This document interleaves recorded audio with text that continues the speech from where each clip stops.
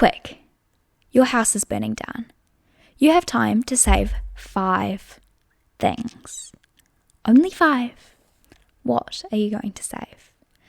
Hard question, right?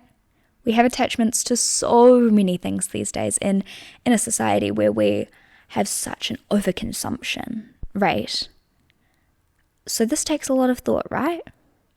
Plus, I'd like to also think that our houses aren't going to just burn down one day, but you honestly never know. So that's what we're talking about this episode. We're talking about our ride or die, non-negotiable, and most important items in our lives. So, welcome back to the It's a Girl Thing podcast. I'm Cate, the host of this little show, and we're here for another day, another chit-chat, another you and me session. As I said, we're talking about our favourite items, all those girly things that just make us, except in the name of realisticness. Instead of 5 items, we've got 5 categories with 5 items in each, and then I'll try and condense it down to 5 items for the end, based on my priorities.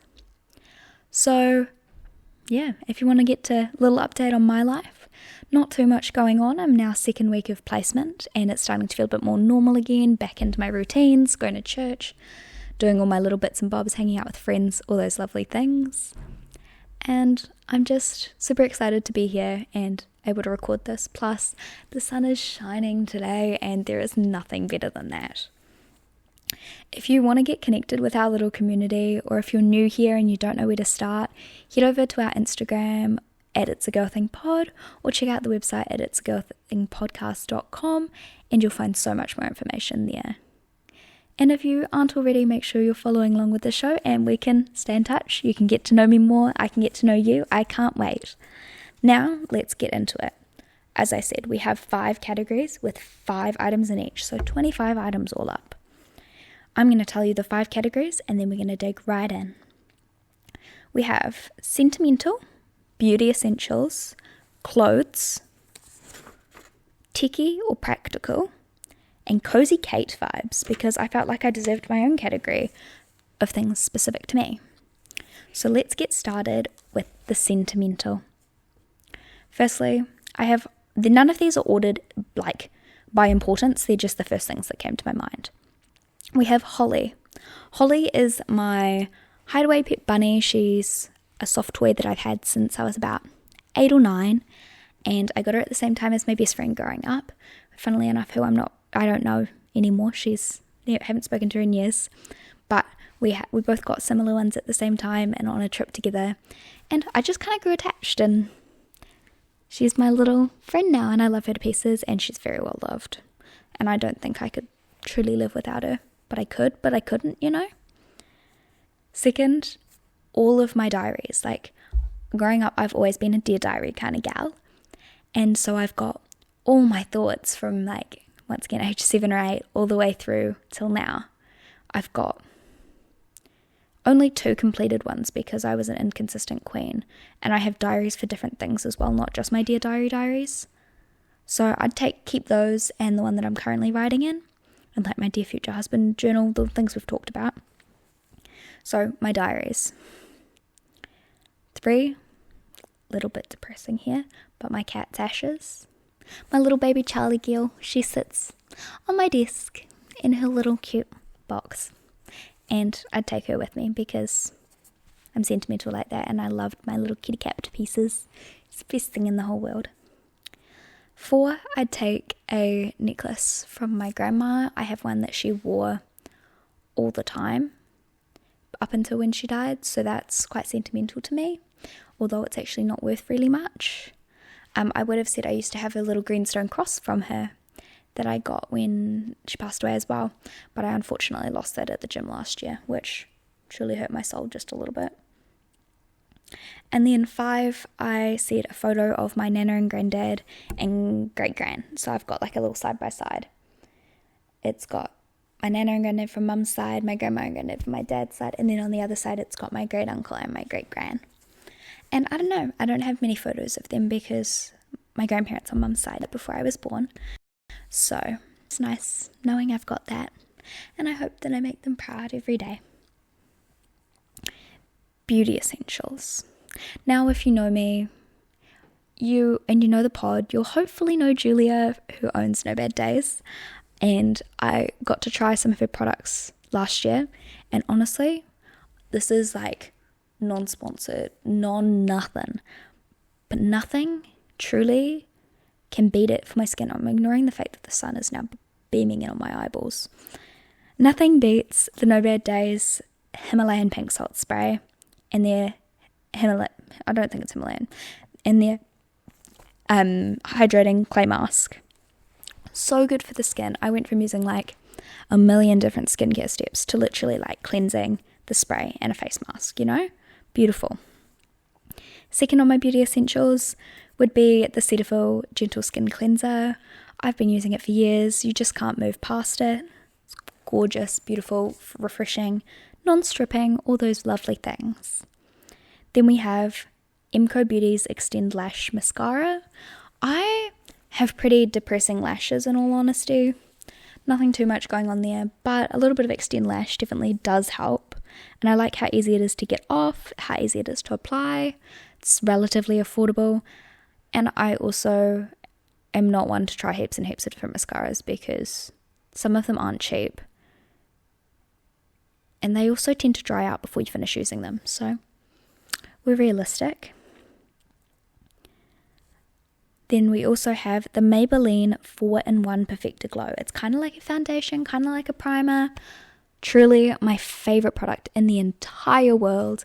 It gives you that like little bit of foundation, concealer, a little bit of glow, a little bit of just gets rid of some of those blemishes and just makes you look with low effort, and you don't even have to do a full face. And then finally on my beauty essentials we have the Too Faced Milk Chocolate Soleil Bronzer. I love it. Like, I just have the mini and it's lasted so long, but it is so nice, and I will probably repurchase again when I'm done, but I probably won't buy the big one. I'll probably just still buy the small one because why would I need the big one? And I also made a note to make an honourable mention to every single lip product known to man, but especially my Vaseline Lip Therapy tins. Now, clothes. This is a hard one because I'm not actually that attached to clothes, so I had to have a think. But number one are my Dotty jeans. Now, if you're not from New Zealand or maybe Australia, you won't know what Dotty is, I don't think. And honestly, nothing beats Dotty. They have sales, they have clearance, and then they have sales on the clearance, and their things are always just cute, and I always find something that fits there. And I have always been a jeans hater, like my entire life, and I think it's because I have never found a good pair of jeans until these ones. But they are the most beautiful thing in the world. They're so comfy, and I would literally sleep in them if you let me. Oh, no notes, chef's kiss. Number two on that one, my long sleeve Peter Alexander pajamas. I've got like the Jersey bamboo knit ones in black, and they're the most soft, most cuddly, most beautiful things in the world, and they're so nice going into winter. They're also really nice on freshly shaved legs. And I know before everyone all asks about the satin Peter Alexander pajamas, I can't do satin. I overheat too much, and then it like sticks to me, and it's just like not my vibe. Number three on the clothes is my Jackie E formal dress, and I call it formal dress, but it's actually my funeral dress, but I've worn it for other things too. We got it for my grandma's funeral, and I've worn it to at least one other since, but I do love it. It is beautiful. It makes me feel lovely and gorgeous, and I don't know, it's also expensive, but I love it. We have number four, which is any good oversized t-shirt. Right now I'm loving the one that I got made for the podcast, and it's just comfy, cute, fits the vibe, anytime, anywhere. And number five isn't clothing, but it's shoes, and that is my Hoka Bondi 8s. I originally got them for hospital work, then I ended up wearing them at my part-time job, and honestly now I wear them anywhere for walking, which, sorry guys, I do in fact wear my hospital shoes occasionally outside of the hospital, and I'm really sorry about that. I don't have the money for enough spare pairs of shoes not to. Anyway, on to tech and practical things, because we've got to be realistic. 1, my phone. Us Gen Z people gotta know, us girls gotta know that we can't live long term without our phones. Because camera rolls, video rolls, anything, there's so many things on our phones. But number 2, maybe just be as important, which is my photo hard drive. I've got like this tiny little terabyte hard drive which I download all my photos onto, so I don't have to have a constantly full storage on my phone. But my storage is still constantly screaming at me anyway. Number 3, my mic, because how am I supposed to podcast without this beautiful thing? And how are we supposed to have our chats? Like, no Coco Confessions, no solo episodes, no guest episodes. How will I live? How will you live, you know? I realised that nobody's actually that attached to me that you wouldn't live if I didn't have my microphone, and voice notes in my phone app would always work. But point being, nobody's that desperate for me, but I'm desperate. Number 4 is my Kindle. Oh, love a good book, love my Kindle, love free Kindle books. Oh, the life. No more explanation than that. Except I scratched my Kindle screen. That's a little bit sad. Number 5 is my hydro flask. Either or, both of them, none of them. Actually, no, not none of them. Both of them, either of them, happy, either way. Keep water cold, emotional support, everything I need in life. And then we come into my little favourite category, which is kind of just miscellaneous random things that make Cate Cate.